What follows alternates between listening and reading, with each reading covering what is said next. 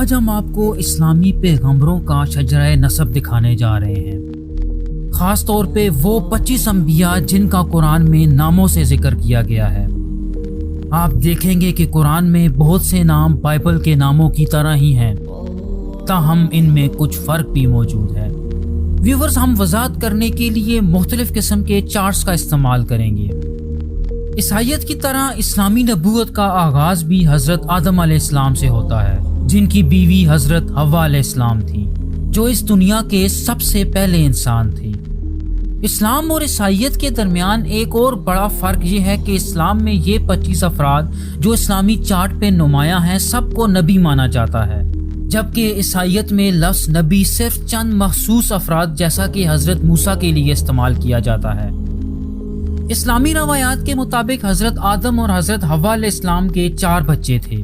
پہلے لڑکے کا نام قابیل تھا جس کی جڑواں بہن اقلیمیہ تھی، اور دوسرا لڑکا حابیل تھا جس کی جڑواں بہن کا نام لہودا تھا۔ حضرت آدم علیہ السلام نے قابیل کے لیے حابیل کی جڑواں بہن اور حابیل کے لیے قابیل کی جڑواں بہن سے شادی کا اہتمام کیا، لیکن قابیل کو بہت غصہ آیا کیونکہ اسے یہ لگتا تھا کہ اس کی اپنی جڑواں بہن زیادہ پرکشش ہے، اس لیے وہ اس سے شادی کرنا چاہتا تھا۔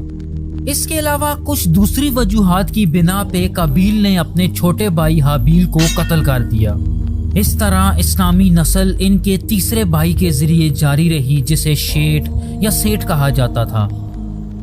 اسلام میں اگلے بڑے پیغمبر حضرت ادریس علیہ السلام ہیں۔ حضرت ادریس علیہ السلام کو عام طور پہ بائبل میں ہنوک کے نام سے جانا جاتا ہے۔ اسلامی روایات کے مطابق حضرت ادریس علیہ السلام پہلے انسان تھے جنہوں نے قلم استعمال کیا، اور سب سے پہلے جنہوں نے ایسٹرونومی اور دوسری سائنسز پہ کام کیا۔ وہ حضرت نوح علیہ السلام کے پردادا بھی تھے۔ آپ چارٹ پہ دیکھ سکتے ہیں کہ ہم نے بعض انبیاء کو زیادہ نمایاں کیا ہے، جیسا کہ حضرت نوح علیہ السلام، حضرت ابراہیم علیہ السلام اور حضرت موسیٰ علیہ السلام۔ اس کی وجہ یہ ہے کہ ان انبیاء کو اولو العزمی کہا جاتا ہے یا محدث الانبیاء کے نام سے جانا جاتا ہے۔ بلا شبہ حضرت نوح علیہ السلام نے دنیا کی پہلی کشتی بنائی تھی، جو چند دوسرے انسانوں اور جانوروں کے ایک گروپ کے ساتھ اللہ کے ایک عذاب یعنی ایک سیلاب سے بچ گئے تھے، اور ان کا چوتھا بیٹا اور بیوی سیلاب میں ڈوب گئے تھے کیونکہ وہ نافرمانوں میں سے تھے۔ اگلے 2 نبیوں یعنی ہود اور صالح علیہ السلام کی کہانی بائبل میں نہیں ملتی، تاہم قرآن میں عرب کے ایک قبیلے کے بارے میں آتا ہے جسے سمود کہا جاتا تھا، جس نے حضرت صالح علیہ السلام سے مطالبہ کیا تھا کہ وہ انہیں اللہ کی طرف سے کوئی نشانی دیں۔ اس مطالبے کے جواب میں اللہ تعالیٰ نے ایک اونٹنی کو معجزانہ طور پہ پتھر سے پیدا کر دیا، لیکن قوم سمود نے آخرکار اس اونٹنی کو زخمی کر دیا، اور اسی وجہ سے اللہ کی طرف سے آنے والے زلزلے میں تباہ ہو گئے۔ اب ہم 5 اولو العزم پیغمبروں میں سے دوسرے کی طرف آتے ہیں، جن کا نام حضرت ابراہیم علیہ السلام ہے، جن کو یہودی اور عیسائی ابراہیم کے نام سے جانتے ہیں۔ ویورز، اس جگہ پہ پیغمبروں کے خاندان میں ایک بہت اہم تقسیم ہے، اور واقعات کے قرآنی نسخے اور بائبل کے نسخوں کے درمیان بھی کئی بڑے فرق ہیں۔ دونوں روایات کے مطابق حضرت ابراہیم علیہ السلام کے 2 بڑے بیٹے تھے، حضرت اسماعیل علیہ السلام اور حضرت اسحاق علیہ السلام۔ عرب یعنی محمد صلی اللہ علیہ وآلہ وسلم حضرت اسماعیل علیہ السلام کی نسل میں سے ہیں، جبکہ بنی اسرائیل حضرت اسحاق علیہ السلام کی اولاد ہیں۔ اسلامی روایات میں حضرت ابراہیم علیہ السلام کے بارے میں بہت سے ایسے واقعات ہیں جو بائبل میں نہیں ملتے۔ ایک مشہور قصہ یہ ہے کہ حضرت ابراہیم علیہ السلام کو توحید کی تبلیغ کرنے کی وجہ سے آگ میں ڈال دیا گیا، اور وہ بغیر کسی نقصان کے اس آگ سے باہر نکل آئے۔ لیکن اسلام اور بائبل کے نسخوں میں جس کہانی میں سب سے زیادہ فرق ہے وہ حضرت ابراہیم علیہ السلام کے بیٹے کی قربانی کا واقعہ ہے۔ بائبل کے مطابق حضرت ابراہیم علیہ السلام کو اپنے دوسرے بیٹے حضرت اسحاق علیہ السلام کی قربانی کا حکم دیا گیا، جبکہ قرآن میں قربان ہونے والے کو حضرت ابراہیم علیہ السلام کا پہلا بیٹا یعنی حضرت اسماعیل علیہ السلام کہا جاتا ہے۔ اسلام میں حضرت اسماعیل اور حضرت اسحاق علیہ السلام دونوں کو نبی مانا جاتا ہے، اور حضرت ابراہیم علیہ السلام کے بھتیجے یعنی حضرت لوط علیہ السلام کو بھی نبی مانا جاتا ہے۔ حضرت ابراہیم علیہ السلام حضرت اسماعیل کو مکہ لے گئے، جہاں ان دونوں نے مل کے خانہ کعبہ تعمیر کیا، جو اسلام کے مقدس ترین مقامات میں سے ایک سمجھا جاتا ہے۔ ویورز، حضرت شعیب علیہ السلام اور حضرت محمد مصطفیٰ صلی اللہ علیہ وآلہ وسلم کے علاوہ باقی تمام انبیاء حضرت اسحاق کی نسل میں سے ہیں۔ حضرت اسحاق علیہ السلام کے بعد ان کے بیٹے حضرت یعقوب علیہ السلام آئے۔ حضرت یعقوب علیہ السلام کے بیٹے حضرت یوسف علیہ السلام تھے۔ حضرت یوسف علیہ السلام اس طرح سے منفرد ہیں کہ ان کا قصہ قرآن مجید میں ایک سورت کی شکل میں مکمل طور پہ بیان کیا گیا ہے۔ بنیادی طور پہ حضرت یعقوب علیہ السلام کے 12 بیٹے تھے، جن میں سے حضرت یوسف علیہ السلام ان کے پسندیدہ تھے۔ اسی وجہ سے ان کے دوسرے بھائیوں نے حسد کرتے ہوئے انہیں کنویں میں پھینک دیا، لیکن پھر بعد میں وہ مصر کے بادشاہ بن کے سامنے آئے۔ اگلے 2 نبی حضرت یعقوب علیہ السلام کی نسل میں سے نہ تھے۔ حضرت ایوب علیہ السلام حضرت یعقوب کے بھائی کی اولاد میں سے تھے، جبکہ حضرت شعیب علیہ السلام حضرت ابراہیم علیہ السلام کے ایک بیٹے مدیان کی اولاد میں سے تھے۔ دلچسپ بات یہ ہے کہ اگرچہ اسلام کی ابتدا عرب میں ہوئی، لیکن قرآن میں جن 25 انبیاء کا نام لیا گیا ہے، ان میں سے صرف 4 وہاں مقیم رہے۔ حضرت شعیب علیہ السلام ان 4 میں سے ایک تھے، باقی حضرت ہود اور صالح علیہ السلام ہیں، جن کا ذکر ہم پہلے ہی کر چکے ہیں، اور یقیناً حضرت محمد صلی اللہ علیہ وآلہ وسلم بھی ہیں۔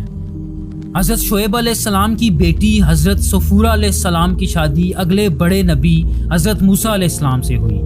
حضرت موسیٰ علیہ السلام 5 اولو العزم انبیاء میں سے تیسرے نمبر پہ ہیں، اور در حقیقت قرآن مجید میں ان کا نام کسی بھی دوسرے نبی سے زیادہ یعنی 135 مرتبہ آیا ہے۔ حضرت موسیٰ علیہ السلام کے بھائی حضرت ہارون علیہ السلام تھے، اور ان دونوں بھائیوں کا تعلق ایک واقعے سے ہے کہ وہ بنی اسرائیل کے ساتھ فرعون سے بچ نکلنے میں کامیاب ہو گئے تھے۔ حضرت موسیٰ علیہ السلام ان 4 انبیاء میں سے پہلے تھے کہ جن پہ ایک آسمانی کتاب نازل ہوئی۔ قرآن کریم اسلام کی سب سے مقدس کتاب ہے، تاہم 3 اور کتابیں ہیں جنہیں مسلمان مقدس مانتے ہیں، اور ان تینوں کا ذکر خود قرآن میں بھی موجود ہے۔ پہلی کتاب تورات ہے، جو کہ حضرت موسیٰ علیہ السلام پہ نازل ہوئی۔ تورات کے ساتھ ان کی وابستگی کی وجہ سے حضرت موسیٰ علیہ السلام یقیناً یہودیت کے اہم ترین پیغمبروں میں سے ایک ہیں۔ دوستو، اس فہرست میں اس کے بعد 2 ایسی شخصیات آتی ہیں کہ جو ایک ہی وقت میں نبی ہونے کے ساتھ ساتھ بادشاہ کے لقب پہ بھی فائز تھے، جو کہ حضرت داؤد اور حضرت سلیمان علیہ السلام تھے۔ یہ باپ بیٹا حضرت یعقوب علیہ السلام کے ایک بیٹے کی اولاد میں سے تھے، جن کا نام یہودا تھا۔ حضرت موسیٰ علیہ السلام کی طرح حضرت داؤد علیہ السلام کا تعلق بھی ایک مخصوص مقدس کتاب سے ہے، جسے زبور کہا جاتا ہے۔ ویورز، ان کے بعد حضرت الیاس اور ان کے جانشین الیسع آتے ہیں، اور یہ دونوں حضرت ہارون علیہ السلام کی اولاد میں سے تھے۔ ویورز، قرآن میں ایک اور نبی کا ذکر بھی آتا ہے جن کا نام حضرت یونس علیہ السلام تھا، جنہیں ایک بہت بڑی مچھلی نے زندہ نگل لیا تھا۔ اس کے بعد ہم حضرت زکریا، حضرت یحییٰ اور حضرت عیسیٰ علیہ السلام پہ آتے ہیں۔ حضرت زکریا علیہ السلام حضرت یحییٰ کے والد تھے۔ قرآن مجید کے مطابق حضرت زکریا علیہ السلام کی بیوی کی ایک بہن تھی، جس کی شادی عمران نامی ایک شخص سے ہوئی تھی۔ عمران حضرت مریم علیہ السلام کے والد تھے، لیکن پھر حضرت عمران کی وفات کے بعد حضرت مریم علیہ السلام حضرت زکریا کی سرپرستی میں آ گئیں۔ بلا شبہ حضرت مریم علیہ السلام سے بھی زیادہ معروف ان کے بیٹے حضرت عیسیٰ علیہ السلام ہیں۔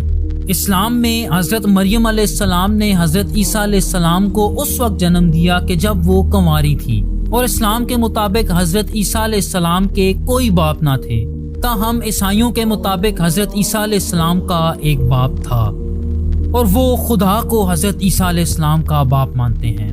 حضرت عیسیٰ علیہ السلام کو 5 اولو العزم پیغمبروں میں سے ایک سمجھا جاتا ہے۔ ان پر اسلام کی 4 مقدس کتابوں میں سے تیسری کتاب یعنی انجیل نازل ہوئی۔ حضرت عیسیٰ علیہ السلام کے بارے میں قابل غور بات یہ ہے کہ مسلمان اور عیسائی حضرت عیسیٰ علیہ السلام کی دوسری آمد پر یقین رکھتے ہیں، جو کہ تاریخ کے آخر میں واقع ہوگی۔ اب ہم اسلام کے سب سے اہم پیغمبر کی طرف آتے ہیں، جو کہ 5ویں اولو العزم پیغمبر ہیں، نبی آخر الزمان حضرت محمد مصطفیٰ صلی اللہ علیہ وآلہ وسلم۔ حضرت محمد صلی اللہ علیہ وآلہ وسلم آخری نبی اور رسول ہیں۔ اس لیے انہیں خاتم النبیین کے نام سے بھی جانا جاتا ہے۔ اور اگر دوسرے لفظوں میں بات کی جائے تو محمد صلی اللہ علیہ وآلہ وسلم کے بعد اللہ کا اپنے بندوں کے ساتھ براہ راست رابطہ ہمیشہ کے لیے ختم ہو گیا۔ اللہ نے آپ صلی اللہ علیہ وآلہ وسلم پر اپنی آخری اور سب سے اہم کتاب قرآن نازل کی۔ مسلمانوں کے لیے قرآن صرف ایک کتاب ہی نہیں بلکہ یہ اللہ کا کلام ہے اور اس کے کسی حصے کو بھی تبدیل نہیں کیا جا سکتا، اور اسی لیے یہ بائبل سے بالکل مختلف ہے۔ آپ صلی اللہ علیہ وآلہ وسلم کی زندگی کے ہر گوشے کی تفصیلات محفوظ کی گئی ہیں۔ آپ کی پہلی بیوی کا نام حضرت خدیجہ رضی اللہ تعالیٰ عنہا تھا۔ ان کے صرف 4 بچے جوانی تک زندہ رہے، اور وہ چاروں بیٹیاں تھیں جو حضرت خدیجہ رضی اللہ تعالیٰ عنہا کے ساتھ تھیں۔ تاہم ان چاروں بیٹیوں میں سے صرف ایک حضرت فاطمہ رضی اللہ تعالیٰ عنہا کی اولاد ہے، جو اپنے بیٹوں حضرت حسن اور حضرت حسین رضی اللہ تعالیٰ عنہا کے ذریعے آج بھی زندہ ہیں۔ حضرت فاطمہ رضی اللہ تعالیٰ عنہا نے آپ صلی اللہ علیہ وآلہ وسلم کے چچا زاد بھائی حضرت علی رضی اللہ تعالیٰ عنہ سے شادی کی۔ حضرت محمد صلی اللہ علیہ وآلہ وسلم کی جانشینی سب سے پہلے ان کے پہلے سسر حضرت ابو بکر، دوسرے ان کے دوسرے سسر حضرت عمر، تیسرے ان کے داماد حضرت عثمان، اور پھر چوتھے ان کے چچا زاد بھائی اور داماد حضرت علی رضی اللہ تعالیٰ عنہ نے کی۔ مسلمان ان چاروں کو اسلام کے پہلے 4 خلیفہ مانتے ہیں۔ چوتھے خلیفہ راشد حضرت علی رضی اللہ تعالیٰ عنہ کی وفات کے بعد خلافت سب سے پہلے اموی خاندان جو کہ حضرت عثمان کا خاندان تھا اور اس کے بعد عباسی خاندان کے پاس گئی۔ ان دونوں خاندانوں کا حضرت محمد صلی اللہ علیہ وآلہ وسلم سے گہرا تعلق تھا، تاہم ان میں سے کوئی بھی خاندان حضرت محمد کی اولاد میں سے نہ تھا۔ ویورز، امید ہے کہ آپ کو یہ ویڈیو پسند آئے گی۔ ہماری ویڈیو دیکھنے کا بہت شکریہ۔ کمنٹس میں آپ کی رائے جان کر ہمیں بہت خوشی ہوگی۔ تھینک یو سو مچ۔ اللہ حافظ۔